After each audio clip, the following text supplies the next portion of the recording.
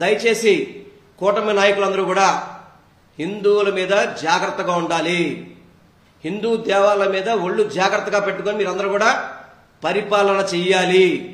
గతంలో 2019-24 వరకు జరగనవి జరిగినట్టుగా చూపెట్టిన ఎల్లో మీడియా ఈ రోజేమో ప్రమాదం అంట, తెలియక జరిగిందంట అని చెప్పని కళ్ళబొల్లు కబుర్లు రాస్తున్నారు. ఇవన్నీ దేవుడు గమనిస్తుంటాడు, తప్పకుండా దేవుడు గమనిస్తాడు. మీరు ఒకవేళ అక్కడ తప్పించుకున్న దేవుడు మాత్రం ఎవరిని వదిలిపెట్టడు. దయచేసి ఇది కూటమి ప్రభుత్వం వైఫల్యం.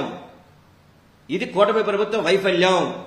ఏదో క్షతగాత్రులకి చనిపోయిన వాళ్ళకి మేము నష్టపరిహారం ఇచ్చేసాం కదా, మేము వైద్యం చేయించాం కదా అని చెప్పని చేతులు దులుపుకుంటే జరిగే పరిస్థితి కాదు.